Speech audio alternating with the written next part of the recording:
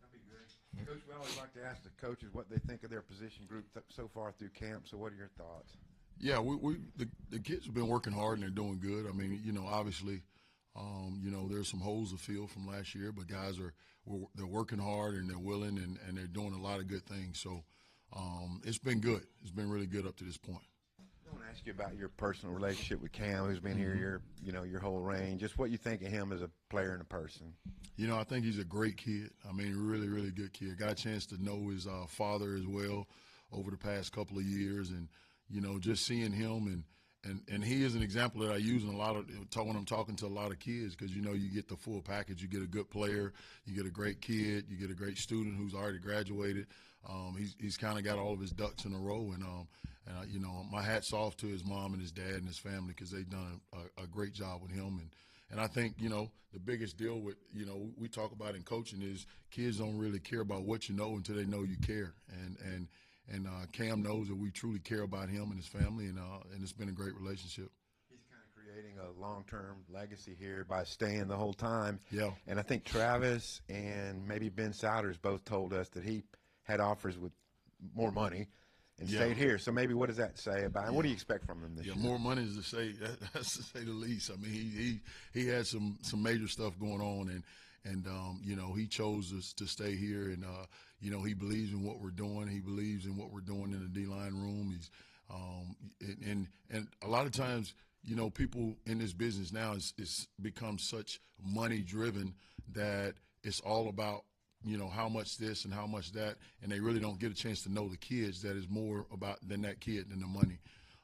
And he's invested in the program, and we're invested in him, and so we're excited about the relationship we have. Deke, we've heard a lot about Justice Boone. Just what's happened, I guess, in fall camp to really make him emerge? Well, he's played in this league before, at his previous school, and so he does a really good job. He's a physical kid. He works really, really hard. And he understands whatever his limitations are. He understands those, and he works through them. But he plays hard. He works hard, and he's a great kid as well. One of the things I've always wanted to do is just have great kids in the room, because in this business so much we're away from families and all this stuff so much. You want to be around good kids as well as good players, and he's both. And he's working hard, man. He's playing physical and all that. So I'm happy with him. And in-state kid Charlie Collins, how has he developed now, his second season? He's starting to come along. He's understanding the game and some of those things that, as a freshman, your eyes are all over the place. He's starting to understand where to put his eyes and I guess the risk he can take in certain situations. But he's working hard. He's always been a hard worker, but it's about, gaining the weight, becoming stronger and all that. And he's done all that, and he's getting better daily.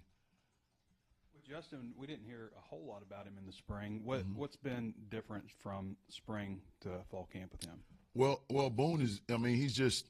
And I say this, you probably didn't hear as much about him because he just got here.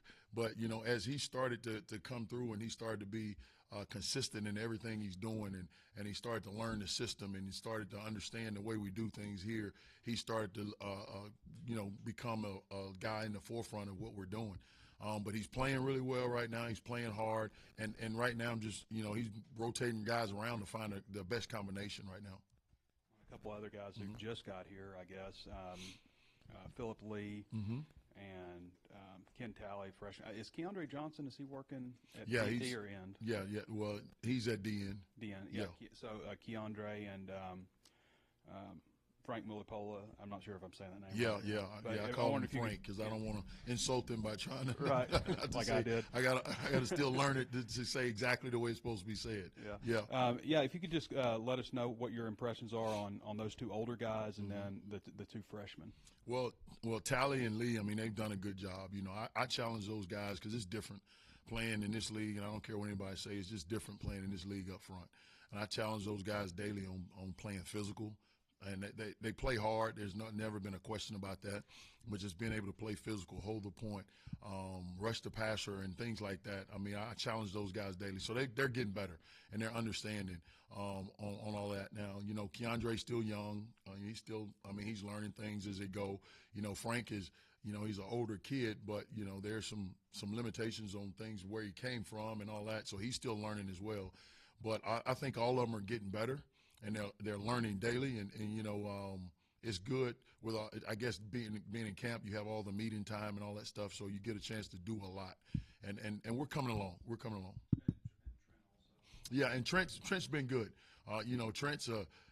Trent reminds me of Quincy Rose when he first got here. I mean, he really does. He's long, lanky kid that, still growing into his body, raw, still trying to understand the game. And I think he's going to be a really, really good player. But right now he's just a young kid learning the game. We've been hearing a lot all offseason about how much Danny Saili has improved. Just when did you kind of notice that he had really made a lot of strides? Really this spring. Coming off the field last year. And Danny and I talk about it all the time. Is just, hey, the biggest thing with me is being able to trust when I put you on the field that you're going to execute and do what we ask you to do.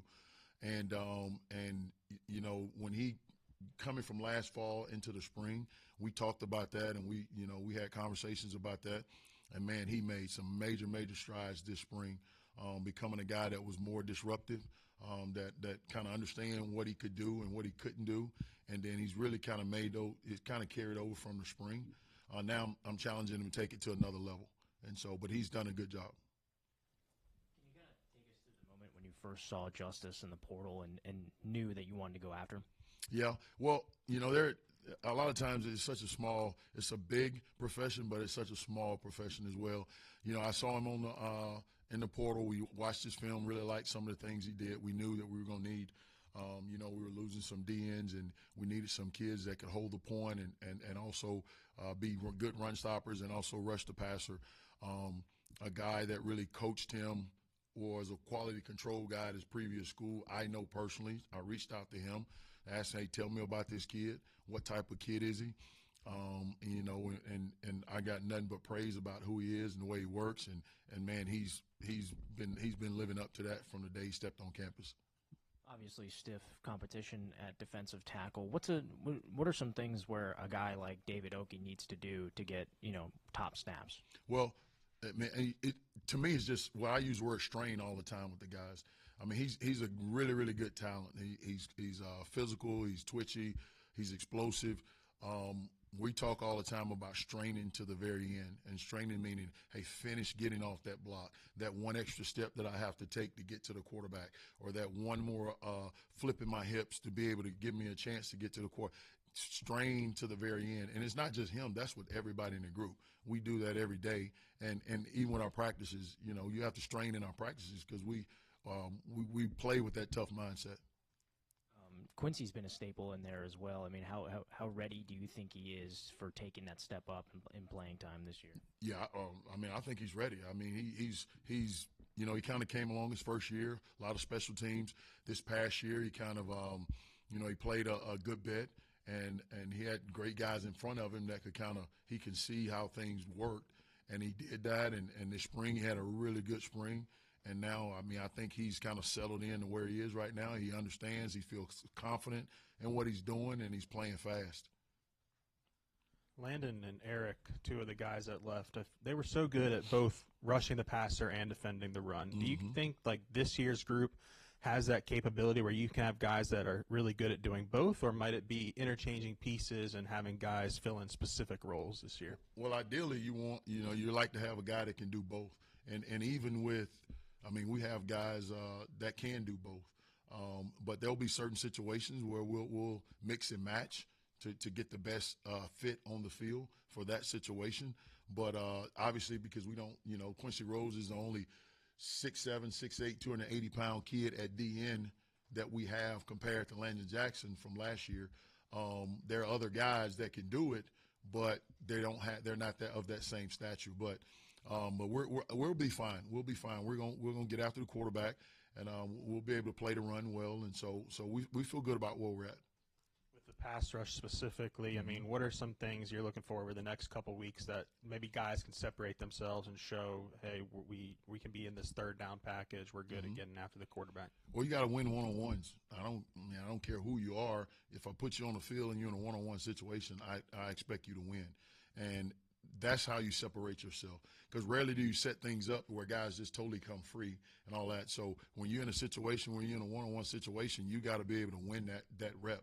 And we talk about that all the time. And, you know, I need guys that are going to be physical, that are twitchy, that can run, that's explosive, that got great hips and all that. And we got that in our group. It's just a matter of those guys continue to develop, because some of them have never played in this league. And once again, it's different. I don't care what anybody say. I've been in a lot of leagues. It's different. And so they are we have it in a room. It's just, hey, they're continuing to grow. It seems like, I mean, every coach we've talked to has said the offensive line this year is ready to take a big step forward. Mm-hmm. How much how much is that a bonus to y'all's group, getting to go against them, you know, every day in practice this fall with a better offensive line? Well, it's huge. It's huge because you're playing another opponent every day with those guys, because they've done a great job, man. Coach Mateos and those guys on that side of the ball have done a great job with those guys up front. They work hard. They challenge you.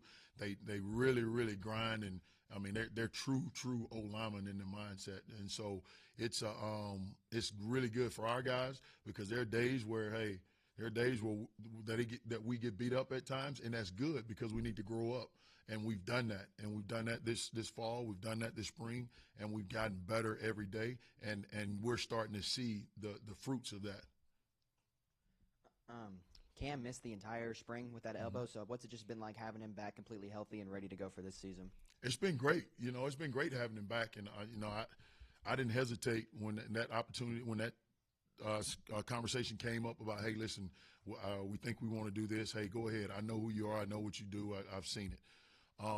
What it did was it gave guys like David Oki, it gave guys like Danny Solly, it gave guys like Ian Gaffard the opportunity to get more reps and step up and grow faster.